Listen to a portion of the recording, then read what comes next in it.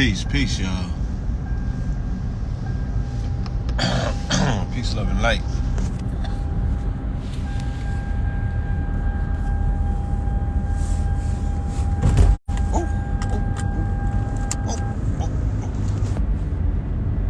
Peace.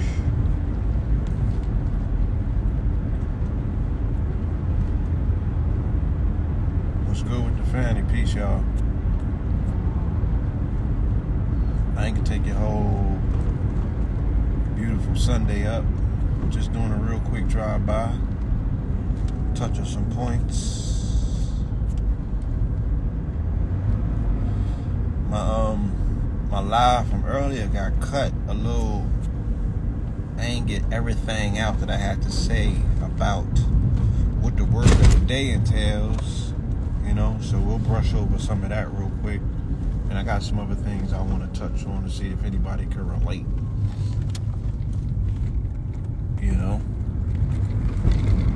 Let's see where we at with this thing. Scorpio, boom. All right.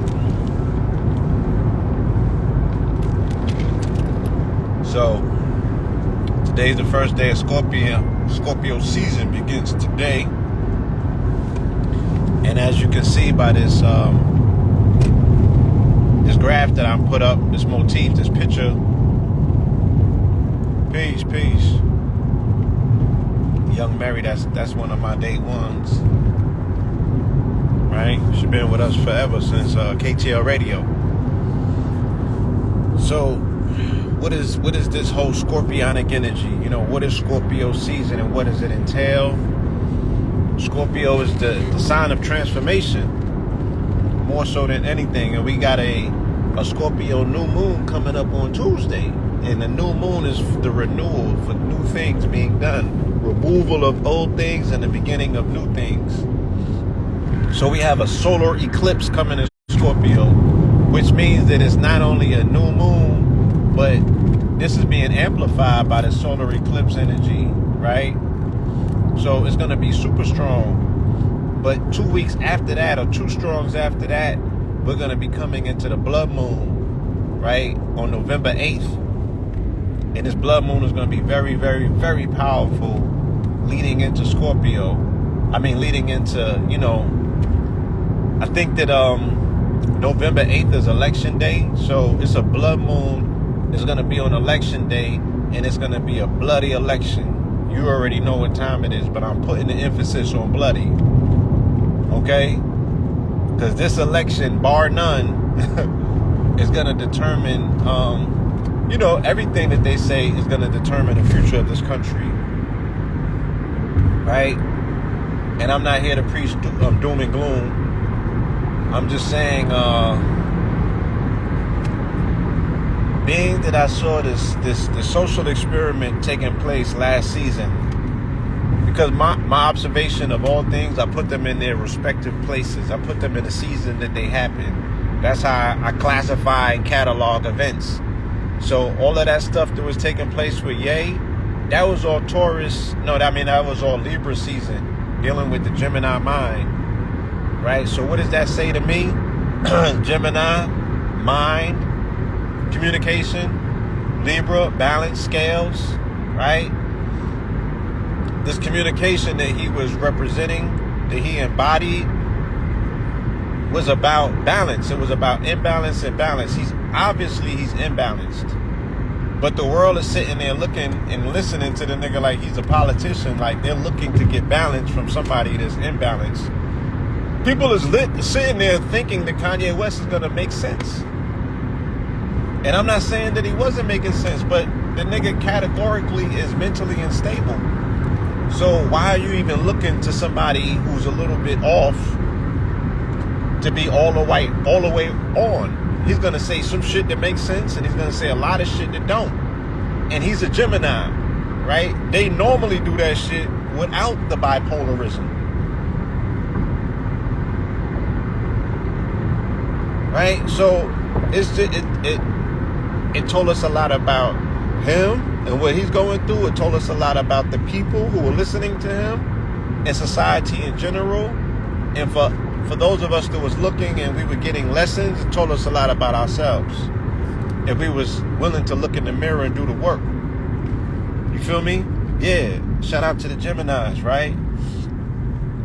They're incoherent if you leave them alone to just be incoherent. What's the topic today? Is the beginning of Scorpio season. So I'm trying to give you some game pertaining to what this Scorpio energy, entails, without it being so trivial.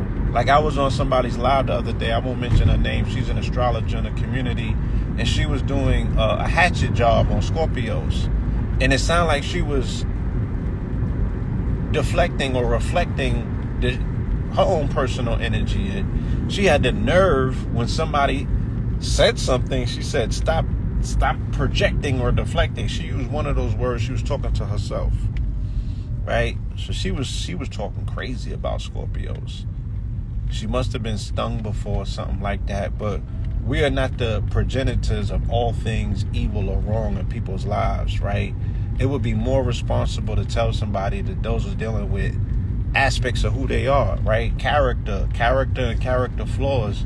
Just because you a Scorpio or just because you date one or you know one, that shit is not the epitome of all things evil or destructive in your life, right? That's somebody, again, setting up scapegoats, and they are projecting with their own personal issues on you. Everybody got darkness in them. Everybody got darkness. Everybody got shortcomings. Everybody got a little bit of, cunningness in them. That shit is not relegated to a sign, per se. But that's neither here nor there.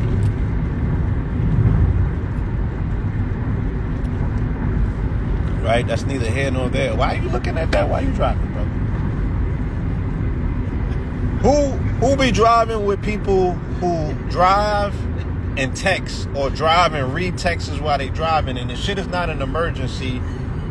They're just so lackadaisical when they drive, like, oh, this is the time when I need to be on Instagram because I'm in fucking Atlanta traffic. Anybody know anything about Atlanta traffic?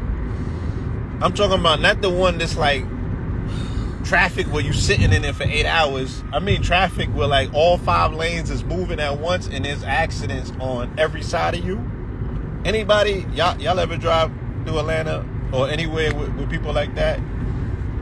It's like now is when you choose to check your messages. You got mad messages, but now you checking them and you sending back and forth, and then you passing the phone around because you see some shit that you think. Yeah, when I say Atlantic traffic, I don't mean like you sitting in traffic. I mean where the shit is neck to neck, because Atlanta people will drive right into your lane from 5 lanes over just to knock you the fuck off, just to see what your escape driving skills is like. Like, are you a getaway driver? That's what they trying to find out in Atlanta. And a person is on the phone, like looking at their texts while they doing this shit. I'm like, this is Atlanta. You could get killed even if you're conscientious on the road. Somebody gonna try to cut you off. Atlanta and New York and places like that, the highway period, driving is not the place to be checking your texts at. And I remember they used to have all of the signs explaining to people how many people die from driving and texting. And I used to take that shit for real, right? Because I don't want to go in a car, y'all. And I used to have dreams about that shit, what it would be like to get mangled in an accident. And everybody that I know has had one, and I haven't. Inshallah, God willing. Thank you. You feel me? Yeah, I did tell you the technique about utilizing the ampoule on the car. I think that's why I've never gotten an accident. And I speed naturally. I'm a natural 90-degree driver, 90 mile per hour driver. But I would never speed and be texting, or speed and be looking at my phone while I'm speeding and shit. I don't know, y'all. Nothing is that important or more important in my life that I have to be so focused. There's nothing more spiritual than driving. How about that? because you're not responsible for your life. You are at the mercy of 100 plus other people who are driving. They going through shit. You don't know what people going through. You don't know if they drunk. You don't know if they having a heart attack, right? Shout out to my brother, because I'm missing this brother. It's my brother Poop Man that I grew up with. He transitioned December 4th, 2019. And he had a heart attack while he was driving. And he weaved, because he had the attack. And I think, like, he got hit, you know what I'm saying? And, yeah, man, and this was a brother who was, beyond instrumental in our lives. You know what I mean? He was the glue in our network, in our circle, that we grew up with from Flatbush. So shout out to Poop Man, man. You continue to rise in power. Yeah, man, the driving is so spiritual because you got to really be in tune with everything taking place around you because you're not in charge. You know what I'm saying? This is where you really got to give it up to spirit. I would say prayers before I got on the road. We would be going to do hikes and stuff like that, but we would have to be on the road to do it. And that was the part of the prayer because when we came back from whatever we was going out to do, this is when these niggas would be driving like bad out of hell. Granted, because we was really we was doing getaway driving. But in that condition, you don't want to get in an accident and you got police chasing you. And they really don't know how to drive. You feel me? So I grew up like that. Like everybody, flipping, bro. Everybody was a getaway driver. Like Wasted. You wasted. Okay. Cool. Yeah, everybody was driving like they was a getaway driver, and they would be on, bumper to bumper like this, in 90 mile per hour traffic, zipping and weaving, and I'm like, son, it can't be that serious. You practicing getting away driving, but we not getting away from nothing right now. We on our way to the thing. You can take your time. So, yeah, man.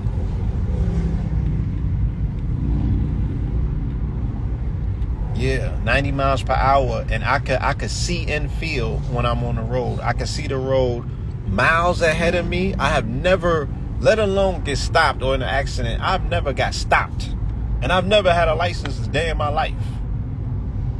And all I do is 90 mile per hour driving. But I've never had an accident and I've never had an infraction. I've never got stopped, flagged, followed, none of that stuff. Feel me? Because driving or being on the road is super spiritual. And I will always put the prayers up. Be like, yo, please, provide me cover. I'll give y'all, she shared something and I might as well share it with you. Bobby Hemmett taught us this. I would always envision an ampoule on the top of the car. Right? When I used to drive, I would drive from New York to Atlanta and then Pennsylvania to Atlanta.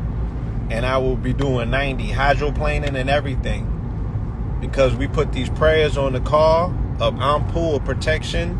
We would envision him on the top of the car, right? And he would have his tail up. You feel me? He would have his tail up. And again, yes, no license. I was doing this stuff to prove to myself that some of this stuff actually worked, or that the spirit was with us, or some form of ancestors, right? And I will constantly do these things so I myself can prove to myself, right? Like, earlier we were speaking about faith, and we were speaking about this concept of what faith is and the fact that it supersedes or even comes before Christianity. So we would envision ampoule on top of the roof of the car with his tail up, right? His ears up, and he would be like focused, like heading this way.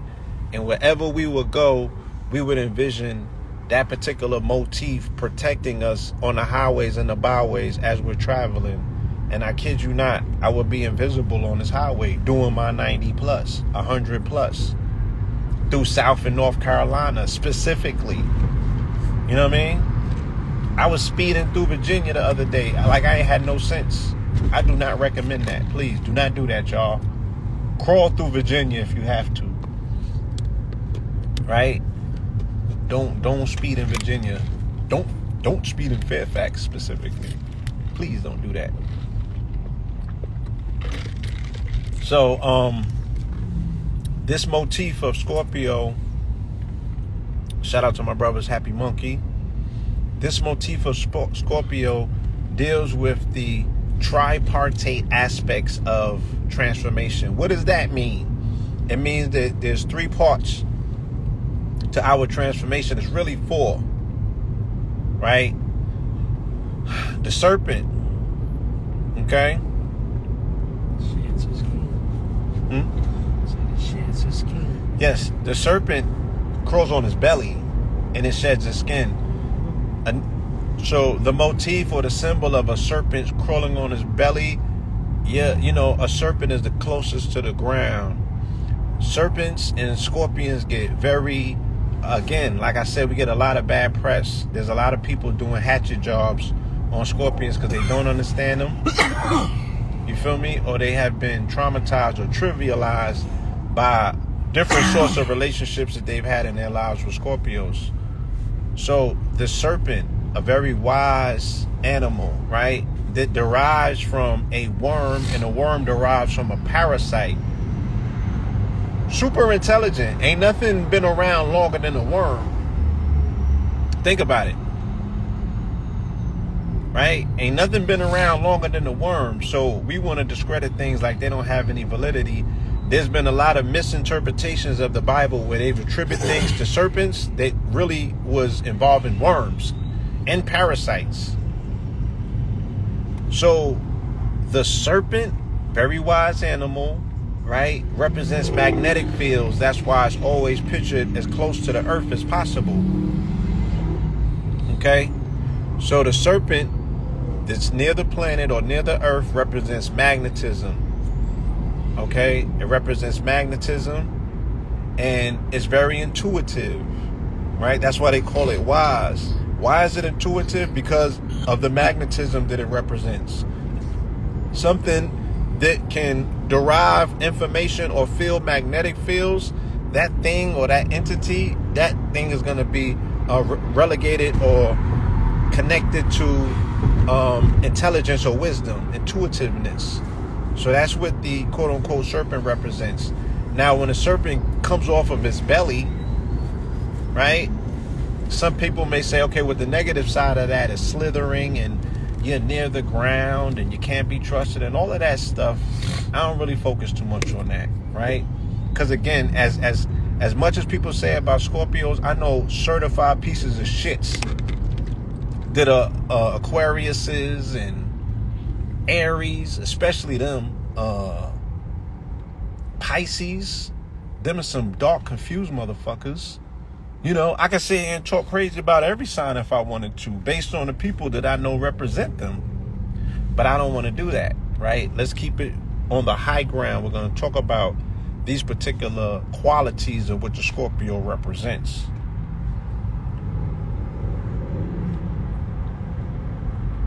The actual Scorpio with the tail and the pinchers, right? We know what that is, right? Okay, so, because I can't jump, let me go back to the serpent. A serpent sheds its skin. You feel me? Now, yeah, don't take that personal, y'all. If something hits you, you're just wagging it off. I wasn't talking about y'all. Chill. The serpent sheds its skin, right? Hence the fact that it symbolizes transformation. Right? Everybody has the ability to shed their skin or shed their old selves and become a new person or new version of yourself. Right? That's something that we all internally have. We all have a scorpionic aspect that allows us to transform through adversity. You feel me? So even the lowliest aspect of us, which is the serpent, has the ability okay, to transform.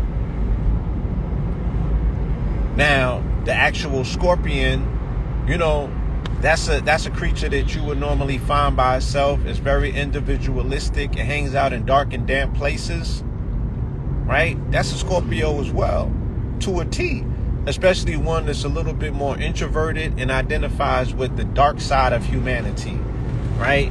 Because there's aspects of humanity that can be very dark, very uninviting.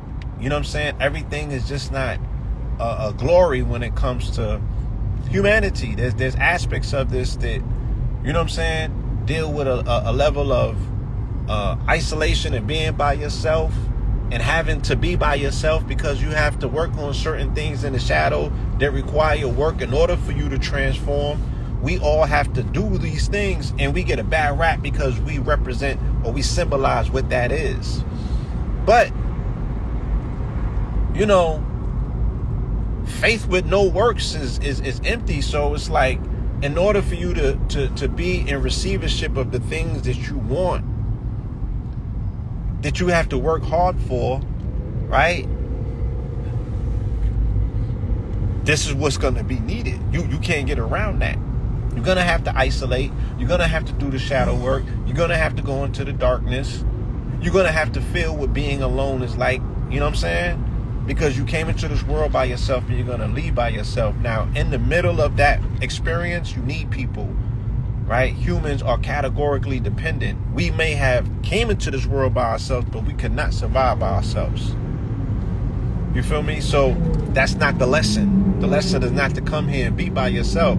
The lesson is to experience life and experience all that it has to offer, especially, you know, you identifying or finding the beautiful people that life will send your way. And then some of them is pieces of shit to teach you a lesson as well.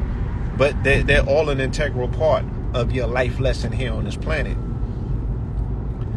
And then the Scorpion, we get upright, right? We get on our feet, you know what I'm saying? We get perpendicular to the ground. So now we're not on our bellies no more. Now we're not crawling on all fours. You know what I'm saying? Now we're upright as man, you know, and man has a dualistic nature to him. You feel me? And that dualistic nature is going to be revealed as to whether you've done the work or not, you know, when you were in your lowly state. You know? And then this man has the ability, again, still reiterating the whole process of transformation. This man has the ability, okay, to tap into the Phoenix aspect of what the Scorpion represents, which is what, now that you have fully shed that lower aspect of yourself, now you have fully shed the things that no longer work for you. Now you have exhausted the lesson that is entailed in you, you know, going through these particular trials and tribulations. Now you can rise from your ashes. Now that you have what? Release yourself from the bondage of your past self. And now you can find yourself ascending, you know, as the phoenix from the ashes. You know, and you get into that aspect of what a Scorpion who has done the work can finally look like. And that is a very enlightened being. You know what I'm saying? It has a lot to offer by way of their own personal testimony and transformation. You know? So we're the ones that embody what that lesson looks like and eventually the triumph of it. You know what I'm saying? We have seen a lot of disaster cases because not everybody's guaranteed to tap into their Phoenix self. You know, so you might see the Scorpio where they just flamed out. And you like, damn, man. You know, that was a bad look. You feel me? But a Scorpion who has really transformed themselves and tapped into their Phoenix, that's a beautiful look. That's a beautiful thing. And those people, in my observation, have the ability to lift the most people with them. Because those are the people that you observe. Those are normally the people that you see. I see our brother, I don't even want to put him in a conversation because I don't want to confuse you, but If you see, I have to because I already mentioned it and it's on my mind. Let's take the brother Diddy for an example. And I don't know, this might be a bad example, but nonetheless, you know, every other year he attempts to transform himself, right, with a new name. He got a new name and a new album. That's how he deals with his transformation. But we don't see a lot about him that changes per se, where it's like, damn, brother, you fell on the sword and became a whole new version of you. No, he seems to still be in denial. I got a new name, a new character. I'm telling you that something needed to change about me, but I don't want to say what. Or when people bring up his old self, he's like, nah, I'm going to defend that and say I didn't need to change in those places. You obviously did. If you're changing and you're saying now that you're all about love, what about you was not about the love? That's the thing that people is identifying with that said it didn't work for them. So I would surmise, and I would just take this example. I have to be careful because I can't, you know, I don't know that man on a personal level. I don't know his story. I'm not with him every day to say what sort of transformations that he is going through. I would just say like this. Categorically, it would look something like this to say, oh, this is a full Scorpion transformation. He'd be like, yo, man, that was me in my past. I did some horrible things. I was living in a level of darkness, you know what I'm saying, because of my upbringing, things that I encountered in the music industry. I was taught a particular way, and I learned later on in life that that way wasn't the best way, so I'm doing things different. Please accept my apology from anything that I did in my past self that, you know what I'm saying, was acidic or toxic to people, you know what I mean? Like, that sounds like a very sincere apology that's scorpionic, that deals with a level of transformation. I did shadow work. I had to sit with myself. I removed myself out of public. I wasn't in relationships for X amount of time because I had to get my mind right. You know, I had to self-audit to see if the things that was being said about me was even true. And then I had to check myself. I had to cut off the loose edges so I could smooth this rough ashlar. Right? Now I'm ready to you know, I've been pre-packaged and now I'm ready to present myself and unwrap myself to these people. That would be like a sincere way that a Scorpion would really set an example of what it looks like. You know what I mean? To go through a full transformation where we can embrace the full you to be like, oh, you shed the skin of your past. But if it's like, oh, your shit still got scales on it. Nah, son, you skipping steps. You know what I mean? And that level of dishonesty that you're having with yourself, we can all see through it. You feel me?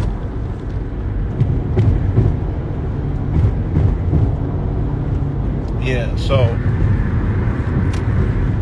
we all can utilize some level of a transformation. Something about us can stand to be, you know, improved.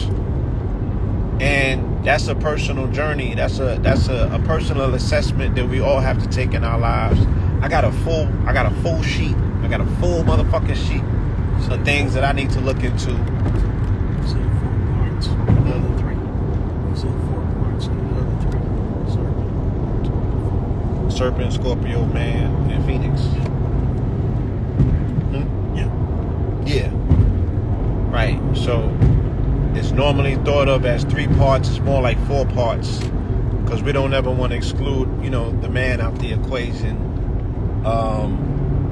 And Scorpio is governed by 2 planets, Mars being one, Pluto being the other.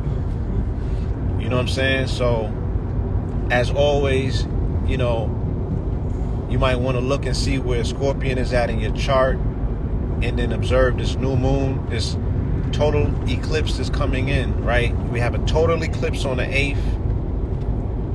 No, on the 25th, the total eclipse. We have a full moon, blood moon, lunar eclipse on November the 8th.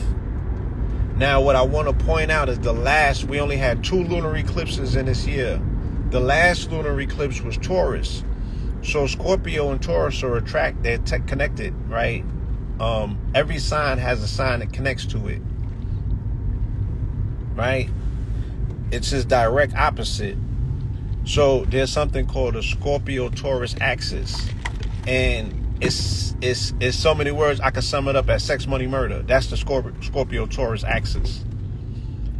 And during the last Taurus moon, during the last full moon, they brought down the sex, money, murder gang, who was symbolized as the slime, all scorpionic, right? Young Thug, who was a Leo, was in a gang called Sex, Money, Murder, and he changed his blood gang name. You know, they would have, they call themselves Slime. But the slime is symbolized by a snake or serpent. So keep that in mind. And there was some major financial activity taking place. I got to go back into my notes. But y'all remember during May of last year, it was early May, because later May is Gemini. So this was in the beginning of May when they took down Young Thug and them. That was during the blood moon. That was during the full moon eclipse of Taurus, right? Or should I mean the Scorpion full moon, my bad, in Taurus season. So now we're coming up on the Taurus full moon and Scorpion season, and this is going to be a blood moon. This also connects to the this is going to reiterate or revisit the energy during the Astroland massacre, right? That Travis Scott was involved in. And when they opened that portal back then, things have been kind of wacky ever since then, right? Hence the fact that we're going to see a Halloween like none other this year, especially with the addition of all of these children that will be dressing up as Jeffrey Dahmer. Because if you don't think that's going to be a thing, you know, hold on to, let's put some money up. Matter of fact, let me catch a bag with this one. Taking all bets. And it's the deal breaker, right? When you see one of our ladies do it, one of these melanated mamas, yeah, that's the deal breaker. So November 5th, remember the 5th of November, right? November 5th will be the anniversary of the Astroworld massacre. Y'all need to go back to that video and see all of them entities you seen running around that shit, because that was not Photoshop. And nobody wants to talk about that. With that portal that was opened and never got closed, and shit been wonky ever since. Right? These entities is running around out here like it ain't nobody business. You feel me?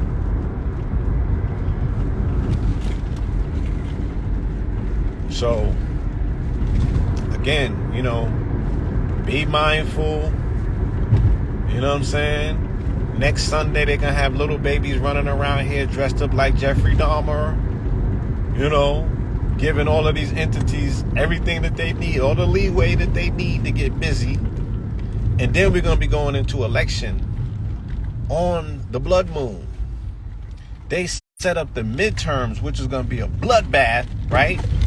One of these different wings of the eagle is going to get, they're going to get slayed at the polls. Right? They're going to get slayed at the polls. So there's going to be a bloodbath on the blood moon. And you got to remember, right? Look, I be in the deep south. I just don't be in Atlanta. I be in the sticks, bro. Right? I got my man with me. We was in the country the other day. Right? These white folks is in bad shape.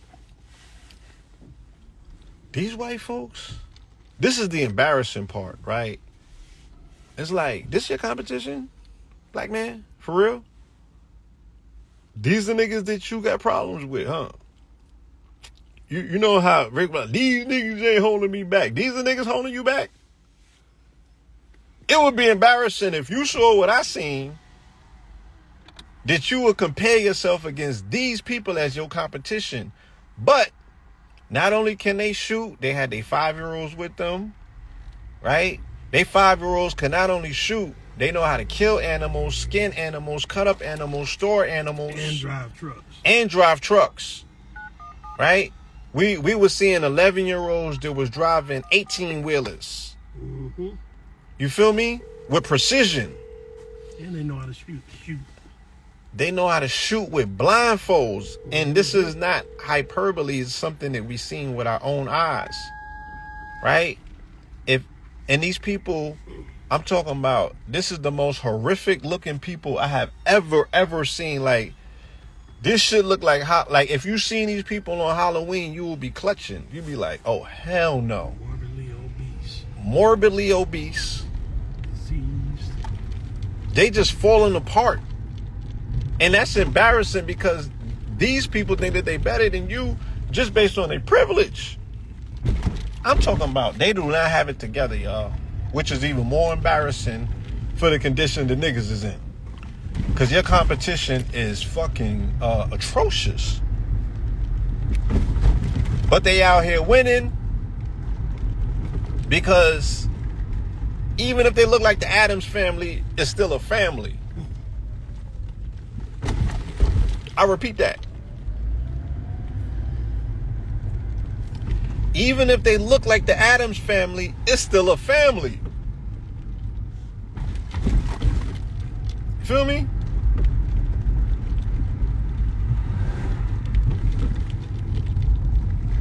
These people are terrified, right?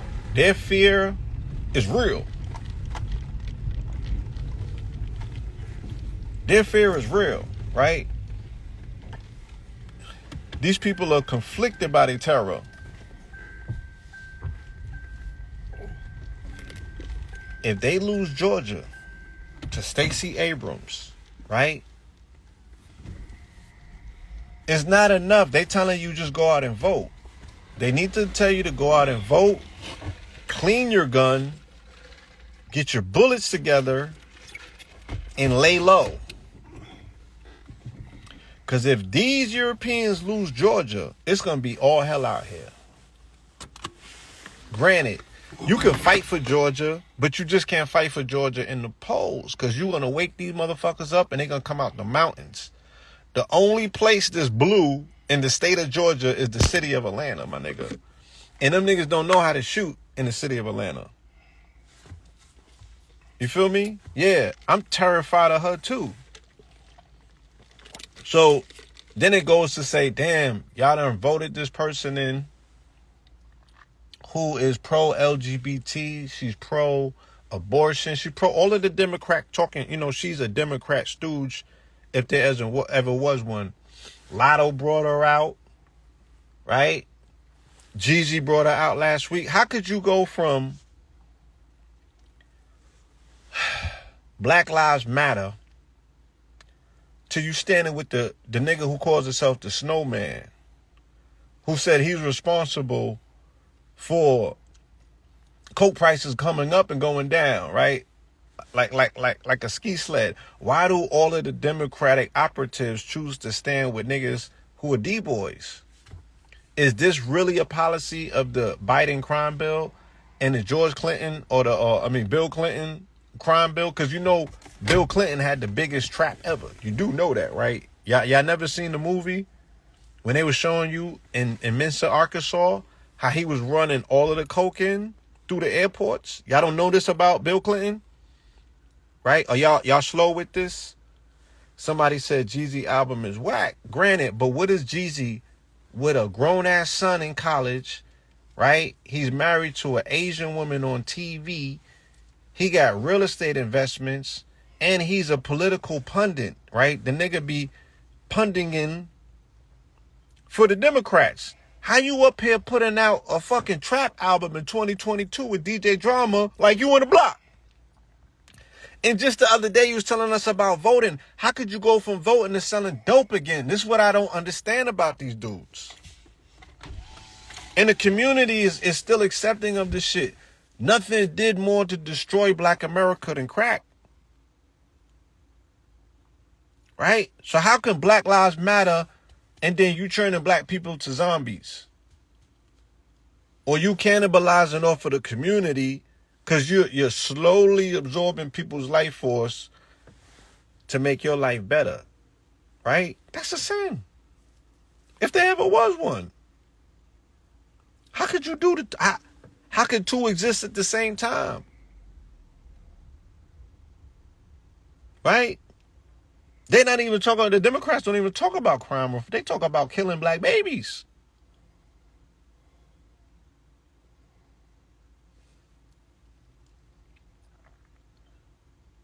He said he got a family to feed. That's the same thing that Elijah Cohen said about his family. So what I'm saying is that there's nothing left to talk about. We all got families to feed. So nobody's life matters. Your family lives matter. Just say that. Right? That would make more sense. Say that your family life matter. And if your family happens to be black, then you're waving the flag, but it only pertains to your family. Because if you got to eat another black person in order for your family to eat, so be it.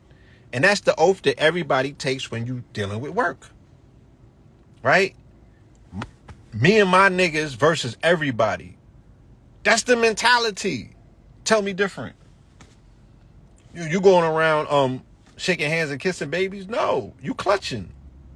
You draw a line to say us over here, y'all over there. Don't cross that line. Right? Just be honest. So how can Democrats come out and be celebrated by trap rappers and, you know what I'm saying, what other element in this community that this industry represents, but then you turn around and tell us about, the Democrat, then they want to tell us about crime, then they want to tell us about, the murder rate in Atlanta is off the hook, and you know what I'm saying? I don't get it. But Stacey Abrams can't get in front of no other audience. The only time that you see her is when she come out at concerts. Right? These people are not in the neighborhood. Right? I seen Warnock the other day. He showed up to a nigga club that I know. A nigga's a club promoter. He showed up to a party with the D-Boys here in the A to get the support. Right? Because they know where they got in the community, yo. They don't hold no. I don't see them on the West End. I don't see them in the community.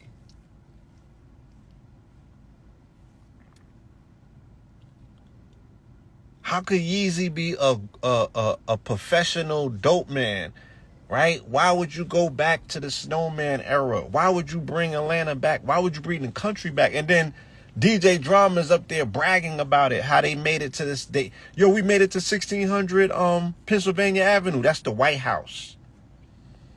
So they went from they said we went from serving up white to the White House, and that's a flex for them. That's a flex for them. Knowing damn well that that's where the white came from the White House by way of Reagan. You just work for the feds, my nigga. You work for the feds. That's why you being called in. When they need you, they debrief them. Yo, come over here. They had Pusha T sitting with Tim Kaine. They got Cardi B sitting with Bernie Sanders. Bernie Sanders, T.I. and Jeezy standing with Stacey Abrams. Like, where are the people in the community that are about community, the community activists that these people can stand with, that they can say, yo, I'm going to empower this particular foundation. I'm going to empower these people over here that are doing community service for the community. Right?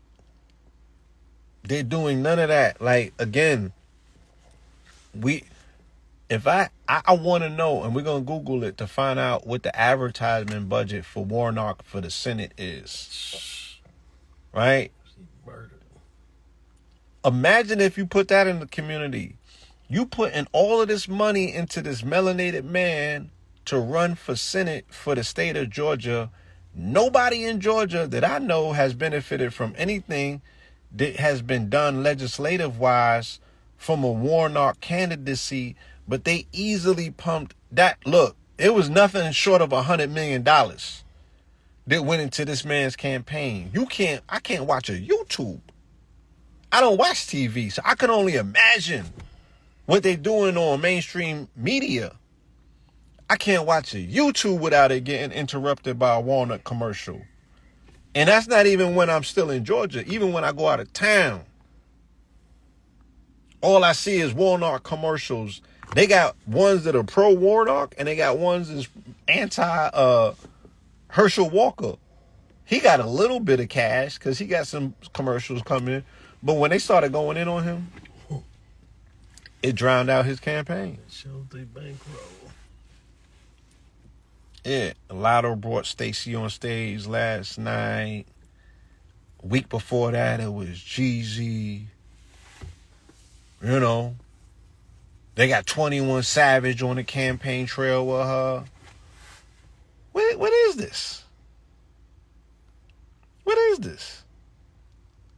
It's like T.I. gave all these niggas the formula. No, Jay-Z gave all these niggas the formula, right? Because he did it before any of them.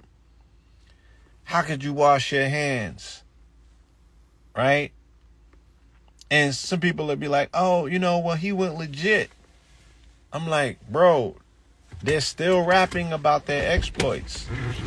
Because Jeezy's not up there telling you how to get 800 credit. Jeezy's not up there telling you what he did to become a real estate magnate in the city of Atlanta.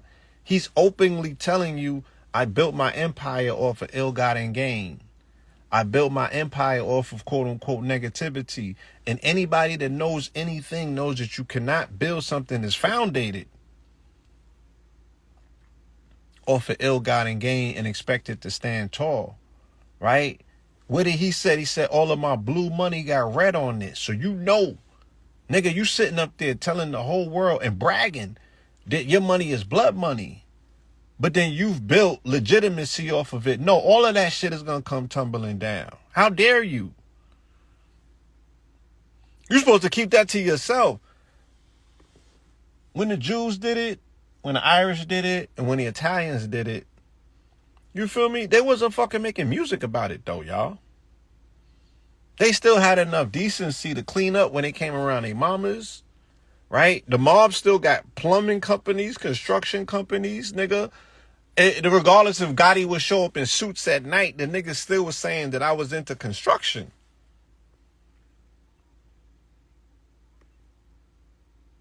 You feel me? He still was mindful enough to be like, yo, I'm in construction. Nobody tells on themselves.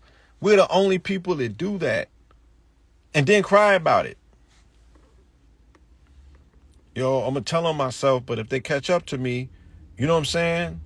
I'm going to make a big fuss about it. It comes from this. To Mansa Musa. Mansa Musa was a gift and a curse. Mansa Musa had a lot of money. He was the richest man in recorded history. He had all that gold. They took a trip over to Mecca. They did their pilgrimage. He had so much gold that he was giving out. It impressed the economy of Egypt. That was a good thing. He was known as a very generous person. The bad thing was he was flossing too hard. And when you floss too hard, that makes you lunch. All these Europeans started to see all of that wealth that he had, and Africa became a lunchbox. They said, we got to get our weight up and get over there and get all that. Yeah. Right after he did that, Africa became a target.